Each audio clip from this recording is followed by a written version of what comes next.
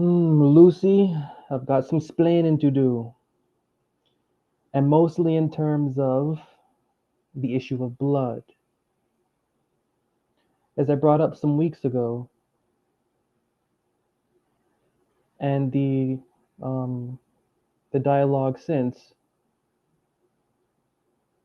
of me flat out saying that if there is a belief on somebody's blood or on the demigod's blood or any kind of thing like this, it is a belief that is actually a non-existent belief, which led to a discussion about, okay, so if this is a non-existent belief, if this is irrelevant, as I'm saying, why then is it so there in the scriptures? And I should say from Paul. Why is it so there from Matthew to the Revelation of the importance of needing the blood of a certain individual? Why is it there? Why is it the focus? What's the point? Which led to an explanation and a continual explanation of the figurative illustration there, which moved me to want to just talk about it. Because if you can remember some weeks ago when I touched on that I am philosophy and the liberation of such from religious or devotional slavery, the issue of blood came up. And the issue of blood being connected to the illustration of the crucifixion. And the illustration of the crucifixion not being interpreted according to the mind within the Bible, literally, but figuratively. That body represents a code of conduct. So, a good way to think about it. That body represents a code of conduct. And that code of conduct is exactly what the author writing the Galatians says: redeemed from the law. That body represents the code of conduct that is the philosophy of the religious law. Now, if that body represents figuratively a code of conduct, if that body figuratively represents a philosophy, if that body is not to be observed as a literal body, as the author writing the book of Galatians perfectly and justly makes that point, that it ought not to be, should anything else connected to that body be observed as literal if the illustration is ultimately figurative? Should not. When we're seeing that body, we are seeing the figurative illustration of a religious code of ethic, which again the author of Galatians makes very plain, and then again the author of the book of Romans in chapter 10 makes very plain also. Christ is the end of the law for righteousness to those that believe, Romans 10. Back to Galatians, we are redeemed from the curse of the law. This body does not represent a physical body and should not represent a physical body, but represents a code of conduct, and not a code of conduct outside of the scope of what the Bible is, a code of conduct related to the scope of what the Bible is, which is philosophy, theology, religion, however you want to chuck that up. That's what that body represents. When that body is crucified, the code of conduct pertaining to that realm or sphere is crucified. That's why it says we are redeemed from the curse of the law. When we see that body crucified, what is crucified is the philosophy of the religious law. What is the philosophy of the religious law? The philosophy of the religious law is righteousness, piety, favor, and observance to, from, through the whatever divine I we imagine are ceremonies, rituals, baptisms, theories, and so on and so forth are attributed to and are being observed by and through and from, to receive justness and righteousness from such. That's what the philosophy of the religious law is about. Do and receive righteousness. Do and receive feeling of goodness. Do and receive a ticket to the conscience saying, well done, my friend. You are accepted by the divine. That's what the philosophy of the religious law is. Now, that body crucified represents all of that. All of that is crucified. That's what that means, making it absolutely irrelevant. And making another manner of devotion and another experience, more personal and more intimate, absolutely relevant forever after. And so, looking at that body as it ought to be looked at, should anything connected to that be taken literally, if in the context of within the Bible's own mind, not even that body is taken literally? Should anything else be taken literally connected to it as regards to the benefit that the mind within the scriptures is after? And the answer is no.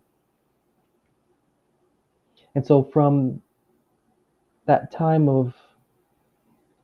last week, weeks ago, discussing the relevance of that crucifixion and the philosophical implications for the devotional conversations, thoughts, and feelings, thereafter, dialogues arising, questions and comments arising, enough to move me to want to talk further about this blood that I was reminded of, that I have said is irrelevant to the experiencer or to anything of that nature, of that sort, of which I want to say it is absolutely relevant, but relevant according to context.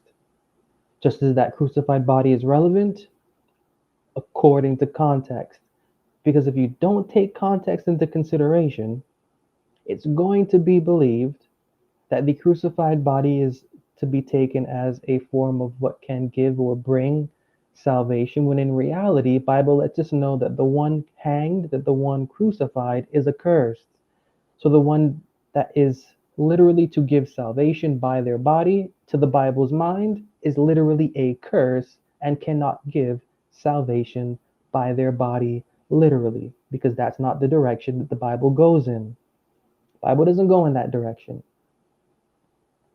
And so having to, after putting that out, answer questions regarding that blood, because it appears as though I'm smearing a legacy, when in reality, context matters.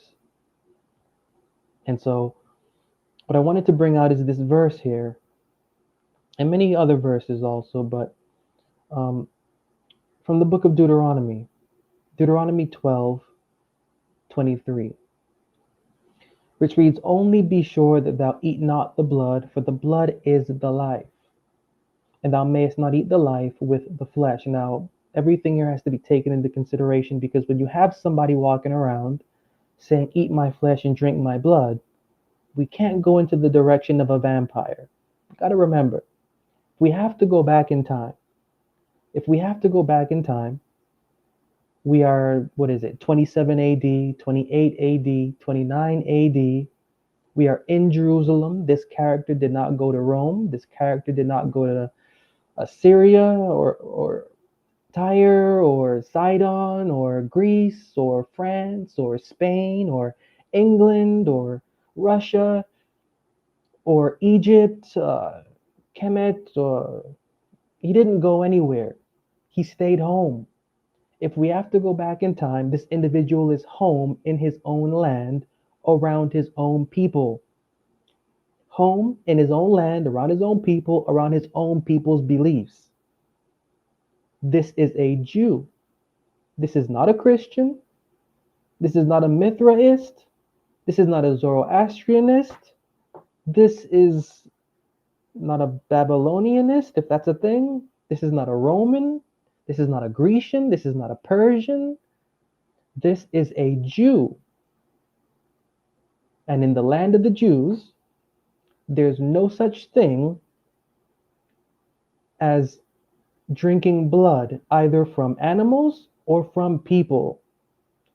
Culturally, doing either is looked at as very wrong, especially to their deity. So if we're going to respect the time that we should be in and the person that we should be talking about, we have to understand that there is no man walking around saying to literally drink my blood and eat my flesh. Everything that is being spoken philosophically. And again, from that sort of philosophically cultural perspective of the time and of the person that we are in. Again, this is not a Gnostic, this is not a Christian, this is not a Catholic, this is not a Mormon, this is not a Muslim, this is not a Shiite or a Sunni, this is not a Coptic, this is a Jew. And to understand the language, more than going back to archaeology, understanding mindset. And the mindset of the individual speaking is not literal. It's far from literal.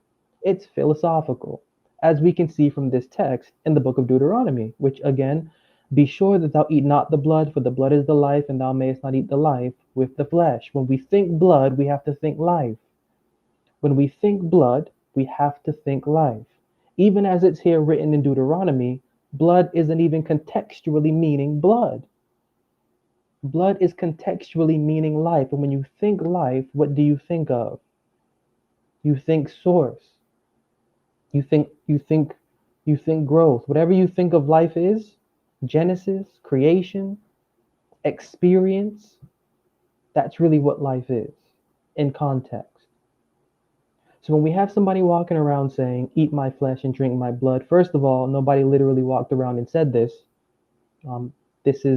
These are lines that an actor is reading from a stage that really never even existed literally, but the stage is written down on pages. This is a written screenplay that we're reading. So got to take that also into consideration, because the ones that are writing this, they are writing this with the intention of the audience already understanding what's going on within it, and also wanting to shun away an audience that is interested in it but yet not that interested in it. Very complex piece of work, but it gets the job done. So when I brought up that the blood weeks ago is irrelevant, the Bible doesn't highlight the offering of literal blood of a literal person, of a literal demigod, this, that, and the other. Very true. But the other side of that is the contextual side, and the contextual side is the philosophical side, and the philosophical side is that blood denotes life. When you're eating the blood, you are eating life. Now, can life be eaten physically? Can life be eaten physically? Life cannot be eaten physically.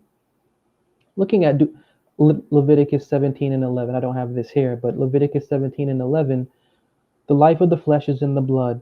I have given it to you upon the altar to make an atonement for your souls, for it is the blood that maketh an atonement for the soul. When we think blood, we have to think life. And when we think life, we have to think atonement. The concept of consuming blood is the concept of consuming life. And not just any life, the life of the speaker. To consume the life of the speaker. Consuming the life of the speaker is to consume what can atone from that speaker. It's philosophical in context. But when you have a speaker saying whatever they're saying and they're articulating their elocution, right? Their elocution is articulating a point, and the point isn't ultimately literal. What are they giving to you? Well, they are giving words. Remember, if a man love me, he will keep my words. That's what it says. If a man love me, he will keep my words. Well, the keeping of words is exactly what is a part of that life, or that stream or source called blood. And when you think of blood, think the ultimate context of it, because that's what blood ultimately is ground down to. When you think blood, what do you think of? Well, the first thing that comes to my mind is conflict. When I think blood, I think conflict. When I think blood, I think violence. When I think blood, I think war. When I think blood, I think revolution. When I think blood, I think controversy. When I think blood, I think fight. The context of blood is, besides life, just that. Looking at Hebrews 13:12, just one verse here to illustrate. Hebrews 13:12, Jesus also, that he might sanctify the people with his own blood, suffered without the gate. When we think blood, we have to think suffering. When you have, when you're hearing of an individual saying, if you do not drink my blood or eat my flesh, you have no life in you. What's really being said is that if you are not suffering my suffering, you don't have life in you. And again, this life, this suffering, it's not literal. This is all figurative. So outside of context, that blood is irrelevant, because outside of context, that crucified body is irrelevant. Inside of context, that crucified body is relevant. Inside of context, that shed blood is relevant. What was shed was not literal blood. What was shed was an experience of suffering. What was shed was an experience of suffering. In layman's terms, what you have is an individual saying, join into my experience. Join into my experience. That's really all that means. But you have to really know what that experience is. Because if you go to Paul has a Messiah suffering experience. If you go to other places, they have their suffering experience. But the individual speaking has a very, very particular experience of suffering, and that suffering has nothing to do with physical. That suffering has everything to do with what is mental and what is within. By his knowledge shall my righteous servant justify many. Isaiah 53. The suffering is a suffering for understanding. Suffering for understanding, as again Isaiah, he wakeneth me morning by morning, he wakeneth me morning by morning to read as the learned. He sharpeneth my tongue, he maketh my tongue as a sharp sword. This is the type of experience that is being called for. And the word the Bible uses for experience is blood, because blood has source in it. Blood has source in it, life source. Blood has life source in it. So when you think blood, the idea isn't literal, the idea is figurative and philosophical. There is life source in the blood. That's why you don't want to consume it, because if you consume blood, you're saying that you are the ultimate vessel for life source. You are saying that you are life source. So instead of consuming the blood, if we were living back then in ancient times, instead of consuming the lifeblood, you want to offer the lifeblood to the deity, because only the deity can be the one to get what is life source, because life source is supposed to come from deity. So deity told the Israelites, don't eat blood, but sacrifice it. Because if you eat the blood, you are bearing witness to yourself as being a self-God. You don't want to do that. What you want to do is you want to attribute humility to the one that you believe gave you life and that gave all things life, by giving life source back to that. So you sacrifice the blood to the deity. And when you do so, it is a sweet smelling thing to the deity, as they believed it was. That's the concept. Now move forward, and the concept becomes a little bit more philosophical, because you have an individual saying, if you do not eat my flesh and drink my blood, you have no life in you. Well, what is actually being said is that if you do not consume the source of life that is within me, you will have no source of life within you. And the source of life that is within me, this isn't an individual saying, as is so wrongly understood in context. It is not he that is the source. Again, if a man love me, he will keep my words. The source of that man is his words. He's really saying, if you do not consume the source of what I am, you cannot have any sort of source within you, and not you literally, because the you literal is not the one to be affected. It is the you devotional, it is the you mental, it is the you philosophical, it is the you spiritual that is to be affected. So you have an individual who's really, really giving a doctrine, a philosophy that is not normal. It's not normal. Because the normal thing to do is to say, listen, we have Moses, that's our source. Stick to Moses, stick to the routine of religion. That's not what he's saying. He's saying the words that I give to you, if a man love me, he will keep my words. These words come from some place. If you keep my words, you'll know where they come from. Knowing where those words come from, you too will find out the ultimate source of those words and their power, and you will become those words. Those words will become you, and you will be one with me where I am. And this is also figurative and philosophical language. It's not literal. So as I, a couple weeks ago, brought up the fact that that blood is irrelevant and all of this, good points without context, but context, when given, kind of squashes that down to the realization that what is being said is about experience. What was the experience of that individual? Well, the experience of that individual was John 3, verse 6. That which is of the flesh is flesh, that which is of the spirit is spirit. John 6. The spirit quickeneth, the flesh profiteth nothing. My words are spirit and they are life. The experience isn't a literal experience, a physical experience, although it transitions into such after a certain time. Initially, the experience is mental, the experience is inward. Again, you have to be able to find the words of that individual, the words that he spoke, which words are not articulated in Matthew, Mark, Luke, and John clearly. When you can find those words, when you can muster up enough strength to pass through that wilderness experience, to eventually discover a landscape for the temple of your belief and understanding, then that's when those words make an imprint.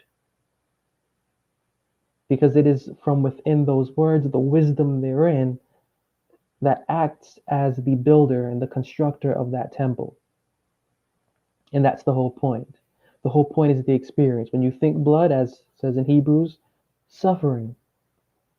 And the type of suffering that this individual suffered for is the type of suffering illustrated through that crucifixion illustration, which is a crucifixion not to be taken literally, but philosophically and figuratively.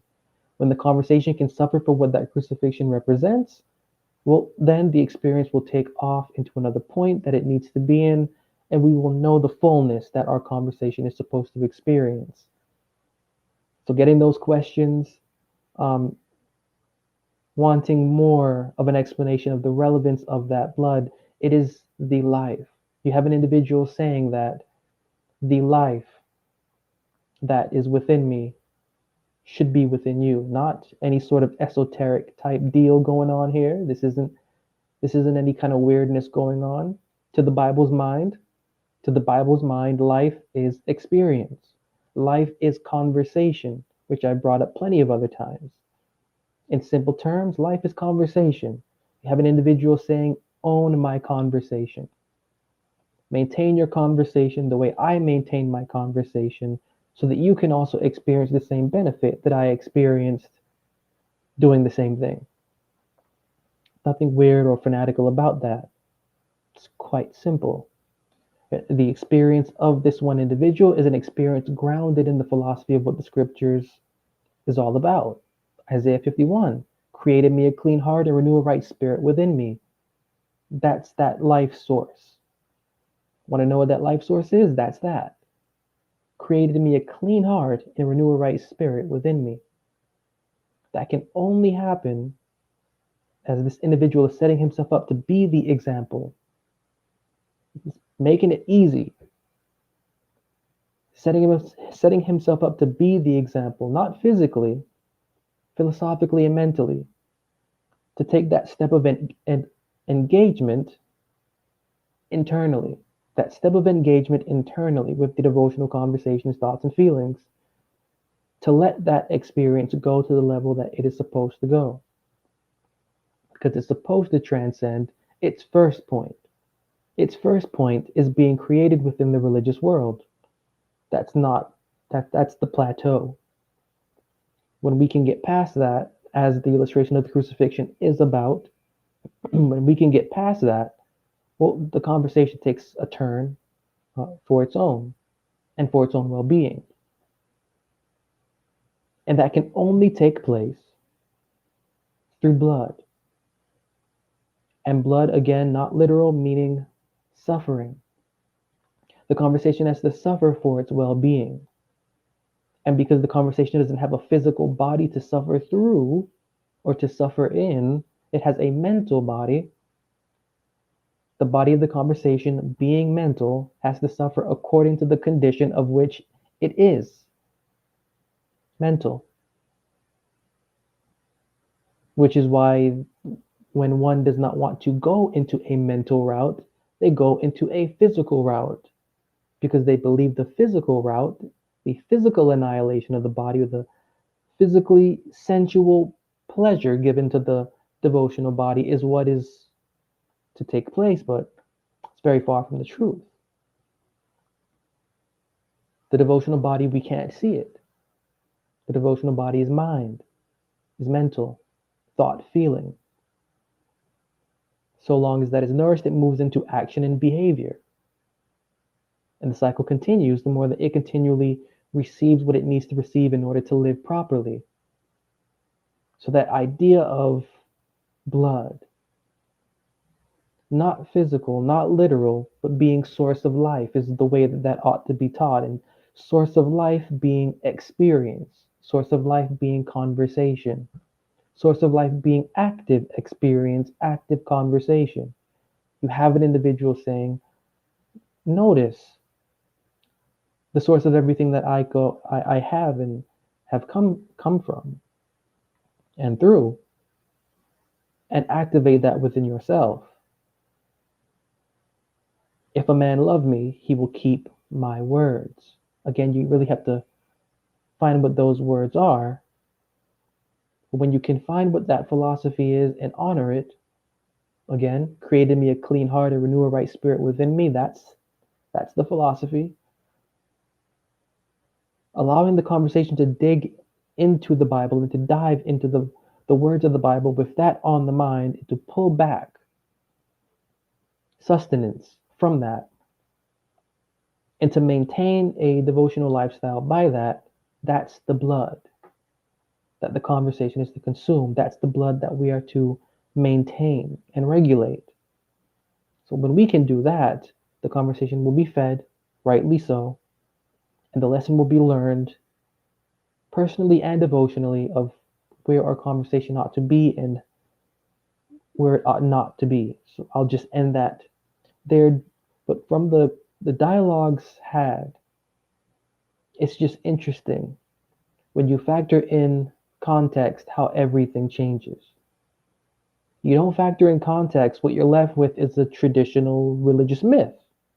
And let that be for who that will be.